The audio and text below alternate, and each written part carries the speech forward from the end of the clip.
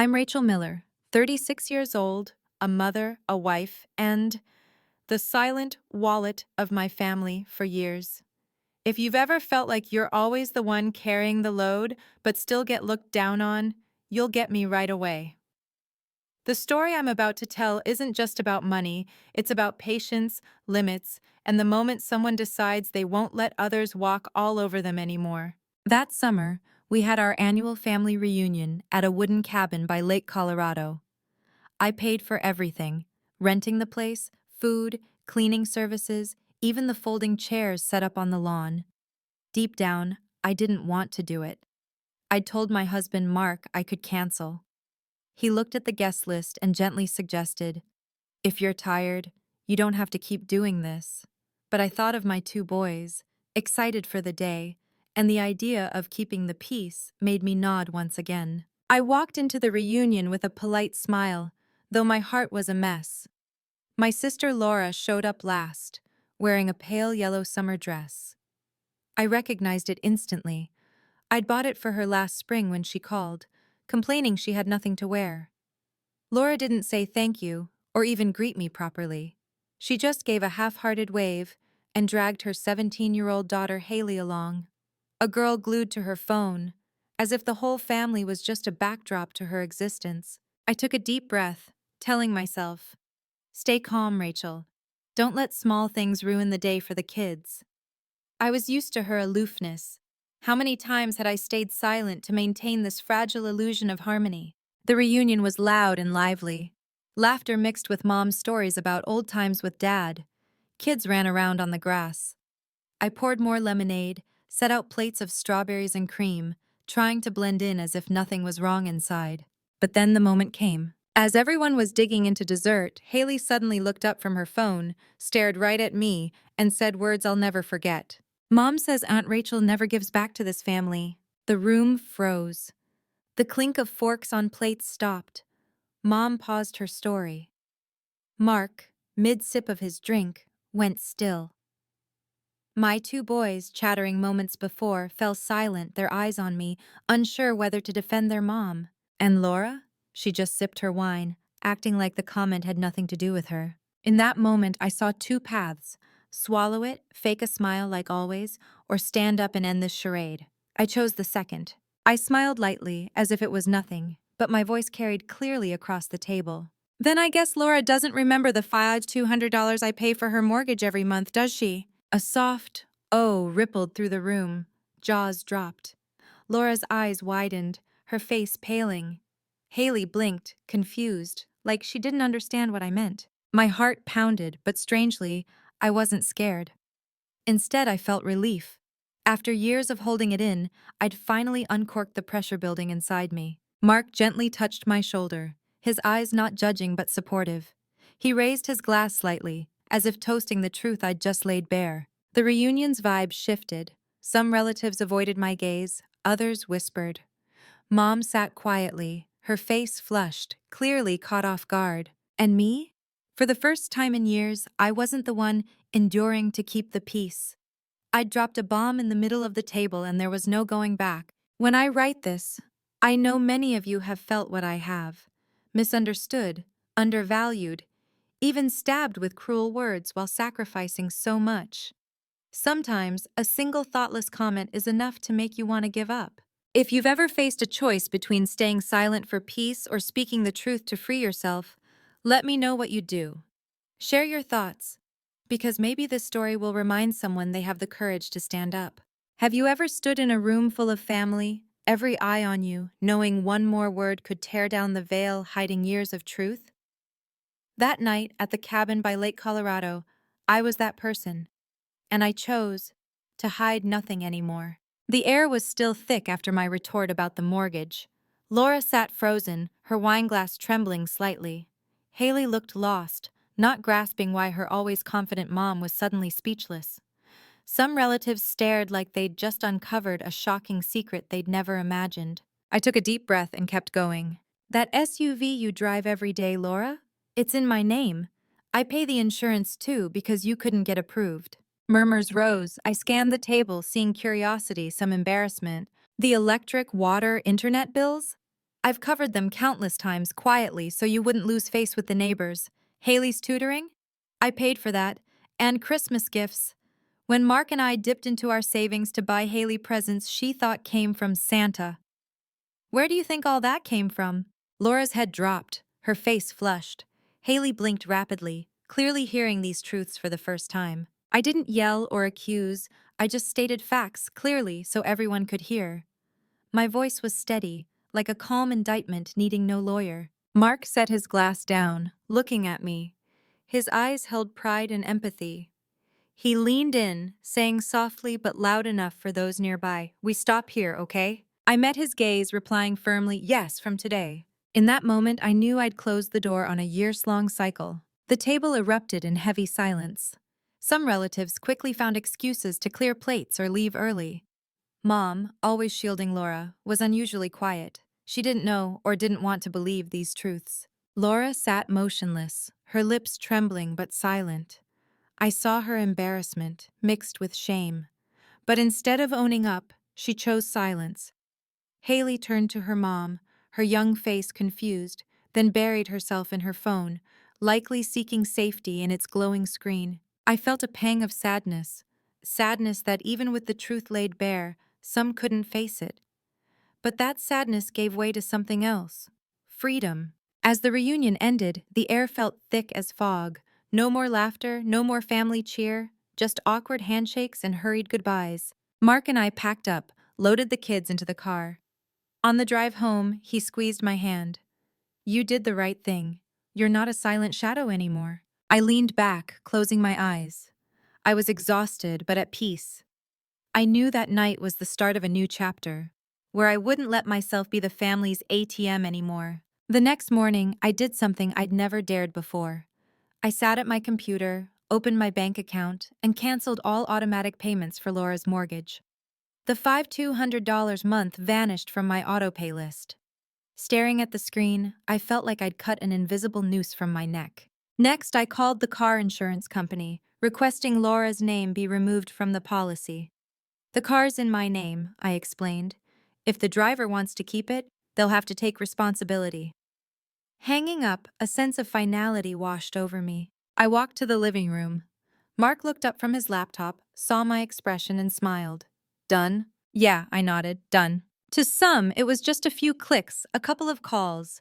To me, it was a revolution in my life. For years, I'd carried a family that never acknowledged me, even stabbed me with their words. Now, for the first time, I chose to live for myself and my small family, Mark and our boys. I don't know how Laura will manage. I don't know what Hailey thinks of her aunt now. But I know one thing. I set a boundary. And when a woman sets a boundary, the world around her has to shift. What do you think? Would you keep carrying the load in silence or stand up, speak the truth, and break the cycle like I did? If this story hooked you, comment Y. If not, be honest and comment N. Do you believe a life can take a completely different turn in just a few months? For me, the answer is yes. After that night at the cabin, when I had to expose the truth, Laura's fate started spiraling downward. I remember that first morning after when I canceled the mortgage payments and removed her from the car insurance. I told myself, this isn't punishment. It's giving them back the responsibility that's theirs. I believed an adult, pushed to the edge, would find a way to stand. But I was wrong. Weeks later, messages came from the bank.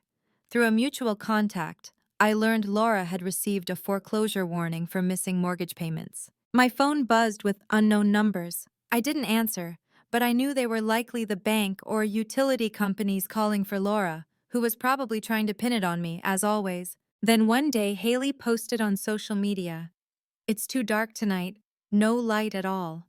A short status, heavy with meaning. I realized their power had been cut. Reading those words, my heart ached. I'd been the one quietly paying their electric bill, ensuring Hailey could study under light and Laura could stay warm in winter. But now, I sat still, letting darkness envelop their home. Instead of calling me to apologize, Laura stuck to her old ways. Blame. She whispered to Mom that I'd changed, that Mark was controlling me, that I'd gotten successful and looked down on others. Mom called me one afternoon, her voice shaky. "Rachel, Have you really stopped caring about your sister? She says Mark made you cut her off. Sweetie, it's family. You shouldn't be so heartless. I stayed silent for a moment, keeping calm. Then I asked, Mom, did you know I've been paying Laura's mortgage for years? Silence on the other end. She didn't know. That was enough. I ended the call, feeling both pain and relief. Laura didn't try to fix things. Instead, she spent her energy painting me as a traitor to the family. She spread stories that I only cared about money, not family. And sadly, some believed her. Many nights I lay awake, picturing Hailey studying in a dark room or curled up in a thin blanket with the heater off. The aunt in me urged, "Help Rachel just one last time." But reason snapped back. How many last times turned into years? How many times did you save them only to be scorned? I chose silence, not because I was heartless, but because I knew. If I kept rescuing, Laura would never learn to take responsibility for her own life. I heard Laura started selling off household items. The flat-screen TV, the sofa set, gone bit by bit. But instead of finding steady work, she stuck to part-time jobs, complaining that no one gave her a chance. Hailey grew gloomier. She wasn't a bad kid, just caught in her mom's storm of pride. Her social media posts turned into laments. Family can be the most painful place. Or, I wish I could disappear. Reading them, my heart tightened, but I held my ground. No more unconditional rescues. At the grocery store one day, I ran into a cousin. She looked at me, shook her head, and whispered, "Rachel, everyone says you got rich and forgot your family. They don't understand why you turned your back on your sister." I gave a sad smile. I didn't blame her. It's easier to believe complaints than the silent transfers I'd made for years. I'd never spoken up, never shown off. I realized my past silence had been fertile ground for Laura's one-sided stories. And now, I was paying the price for that patience. One evening, Mark saw me staring blankly at a list of expenses I'd covered for Laura. He put his hand on my shoulder, saying softly, "You're not the bad guy. You're just giving her back her own responsibility. If you keep carrying her, Hailey will learn to depend too, and the cycle will never end." I looked at him, tears welling up. He was right. My resolve wasn't just for me. It was a lesson for the next generation. Laura lost support from relatives as her blame games showed cracks. But her financial crisis deepened. Her house sat in darkness, bills piled up, her future uncertain. I watched from afar, my heart twisting. But I didn't reach out, because I knew this was the cost of pride, a cost no one could pay for her. When writing this, I wonder, how many of us have tried to save someone from their mistakes, only to be dragged down with them? Have you ever carried someone else's life while they never showed gratitude? My story doesn't end here, because a few months later, an unexpected crisis hit, forcing me, even as resolute as I was, to face another choice between boundaries and compassion. What would I do when a child's life was at stake? If you want to hear more stories and struggles like mine and feel a connection, check out my previous videos on this channel. Some phone calls. When you pick up, you know your life will never be the same. For me, it was a freezing January night in Denver, with wind howling through the pines and snow falling so thick the streetlights blurred. My phone rang, an unknown number. I almost didn't answer, but something urged me to. A woman's trembling voice came through. "Is this Rachel? I'm Laura's neighbor. You need to know. Hailey passed out. She's burning up, wheezing. Their power's been off for a week, no heat. Laura, she's panicking. They need you." I stood frozen. My heart felt squeezed. Despite convincing myself I couldn't keep rescuing, hearing Hailey's name shook every boundary I'd built. Mark came out of his office, seeing my pale face. "What's wrong?" I looked at him, voice choking. "Hailey, she's in the dark, feverish, can't breathe. If we delay, I can't even think about it." Without another word, Mark grabbed the car keys. "Let's go." We raced out, tires crunching through thick snow. The headlights sliced through the white night, wind battering the windshield. I gripped the wheel, my mind a mess. A voice accused, "You stopped helping, now Hailey's paying the price." But another countered, "No, the kid's innocent. She doesn't deserve to suffer for her mom's pride." Mark put his hand on my shoulder, pulling me from my spiraling thoughts. "You're doing the right thing. We're going for Hailey. Just her. We reached Laura's apartment. It was pitch black outside, only a faint glow from the hallway. Inside, the sight choked me. Hailey lay curled on the sofa, face flushed, lips cracked, breathing faint. Laura knelt beside her, tears streaming, hands trembling as she stroked her daughter's hair.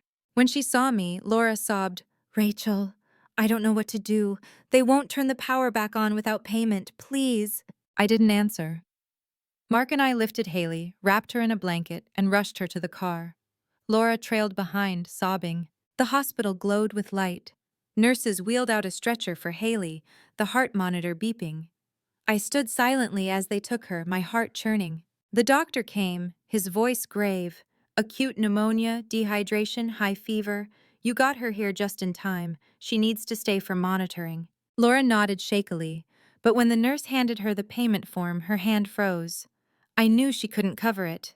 Her eyes darted, then met mine, filled with shame. I stepped forward, pulled out my wallet, and set my credit card on the counter. "I'll cover the rest." In that moment, I didn't think of the insults or the humiliation before the family. It all vanished, leaving one truth: save Hailey. Laura sat on a plastic chair, pale, eyes swollen. She barely looked at me. Occasionally she mumbled, "I was wrong, but I don't know where to start." I stayed silent. I didn't want excuses. I just said, voice hoarse, "Hailey's not to blame. For her, I'll do anything." She broke into sobs. For the first time, I saw not defiance or pride in Laura, but a true collapse. In the hospital hallway, I felt both weak and strong. Weak because family ties never left my heart. Strong because I'd held my principle. I wasn't carrying her life anymore, just reaching out in a life or death moment. I remembered sleepless nights, wondering what I'd do if a real crisis hit. Now I had my answer. I'd save the child, but I wouldn't save the cycle her mother created. The next morning, with Hailey stable, the doctor said she'd need weeks of rest and special medication. I visited, held her hand, and said softly, "You've got to be strong, okay? I know you can." She squeezed my hand tighter, her weak eyes sparking with light. Outside, Laura waited. She approached, voice choked. "Rachel, thank you. If it wasn't for you, I don't know what would have happened. She stopped, tears spilling, unable to go on. I looked at her, a storm of emotions rising. Maybe this was the turning point. Some moments make time stand still, when what you've waited years for bursts forth in a single sentence. For me, it was in that Denver hospital hallway under cold neon lights, when Laura, my once arrogant, careless sister, finally broke down sobbing before me. During Hailey's first days in the hospital, Laura was unusually quiet. She hovered over her daughter, tending to every IV drip, every spoonful of thin porridge. But whenever I entered, she looked away, avoiding my gaze. I thought it was her clinging to her last shred of pride. Then, on the third morning, when the doctor said Hailey was out of danger, we sat in the waiting room. The clatter of nurses' shoes and the intercom's urgent calls filled the air, while we sat a chair apart, silent as if miles separated us. Suddenly, Laura turned, eyes red, voice breaking. "Rachel, I was wrong. My pride ruined everything." I froze. I'd heard Laura's countless accusations, excuses, even lies, but this was the first time she said, "I was wrong." In that moment, memories flooded back.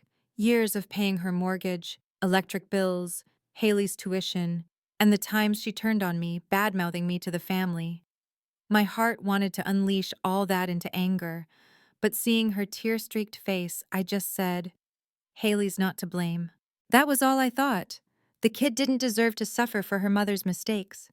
And with those words, Laura's shoulders shook, as if she finally had no excuses left to cling to. She buried her face in her hands, sobbing like a child.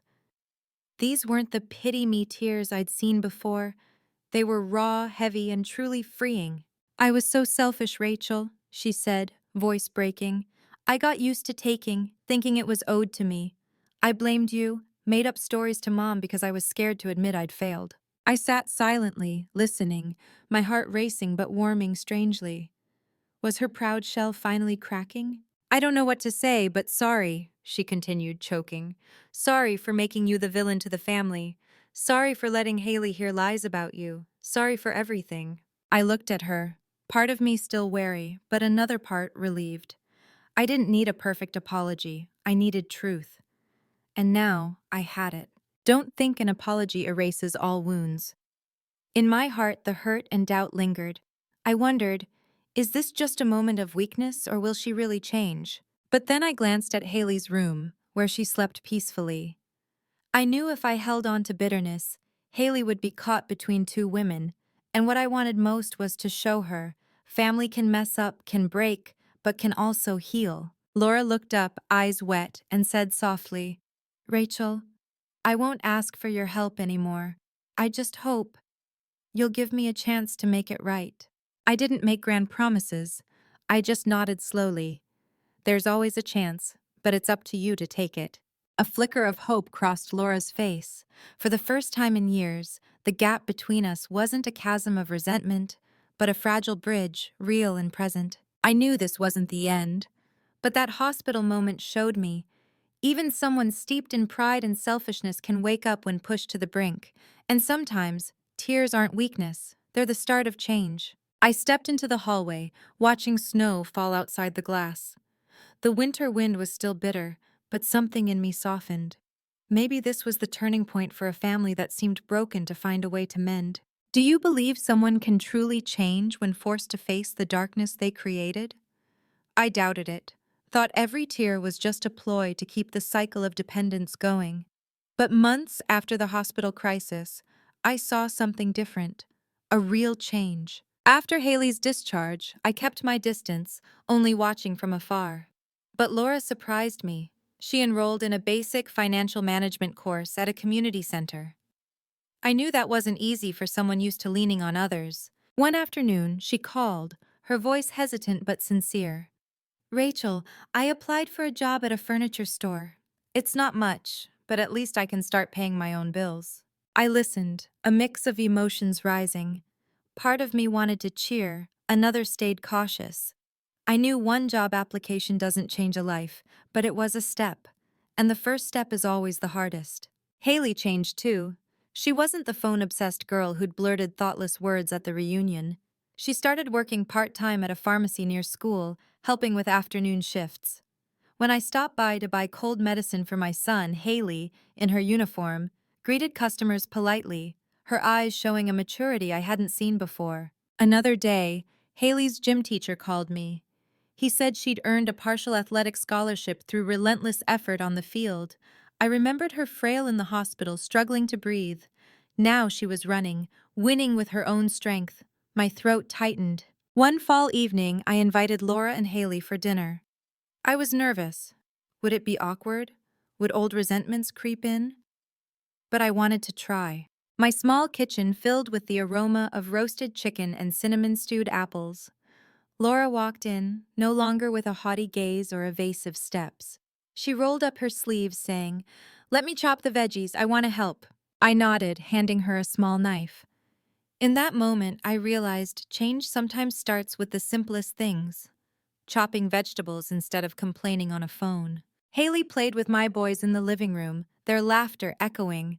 I watched from the kitchen, my heart warming. It had been so long since our family had such a pure sound, unshadowed by resentment or burdens. At dinner, we sat around the table.